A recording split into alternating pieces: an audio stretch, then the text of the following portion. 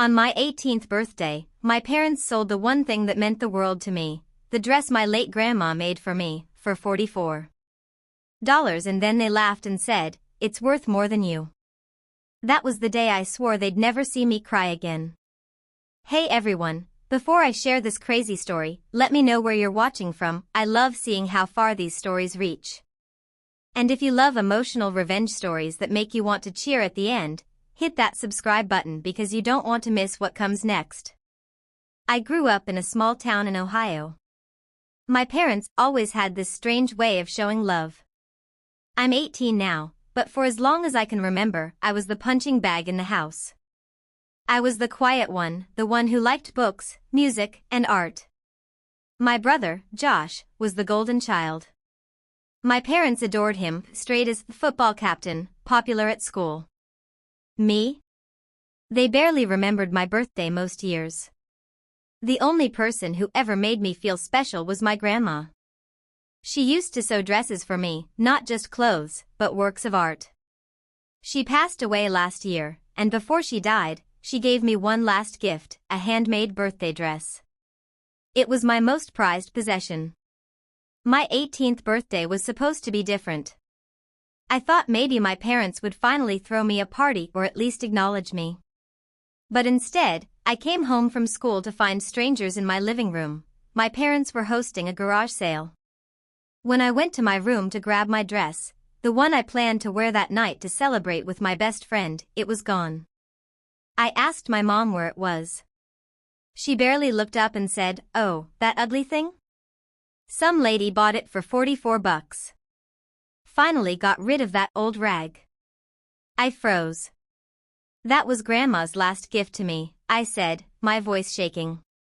My dad just laughed and said, "Relax, kid. It was worth more than you anyway." I couldn't believe what I was hearing. Not only did they sell my most valuable possession, they mocked me for caring. And then it got worse. That night, instead of a party, my parents took Josh out for dinner to celebrate his football scholarship on my birthday.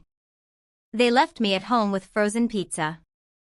I sat in my room staring at the empty closet, feeling like my chest was on fire when they came back, laughing and full from dinner. My mom tossed me the $44 in crumpled bills. "Go buy yourself something from Walmart," she said. That was it. No apology.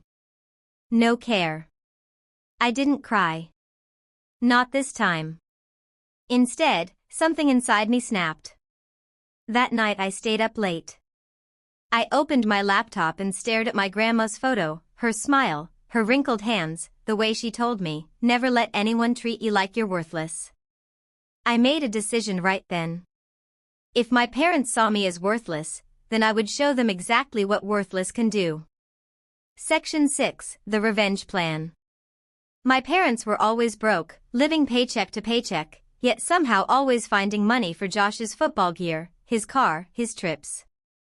I had one secret, a savings account my grandma had opened in my name years ago. It wasn't much, but it was enough to give me a way out.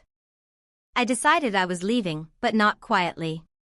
I was going to take back control of my life and let them feel what it's like to be abandoned. I spent the next month planning everything in secret. I applied for scholarships, packed my bags little by little, and sold some of my own things online.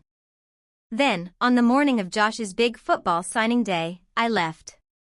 But not before leaving a note on the kitchen table.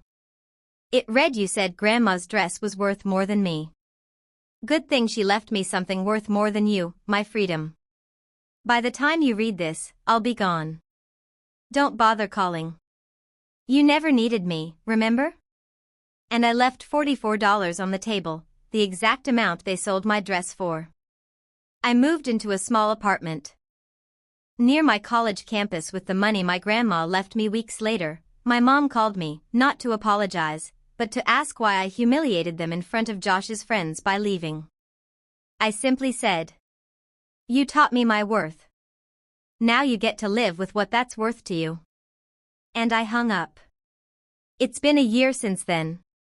I'm thriving, studying fashion design, inspired by my grandma's memory, and building a life where I am valued. Sometimes revenge isn't loud.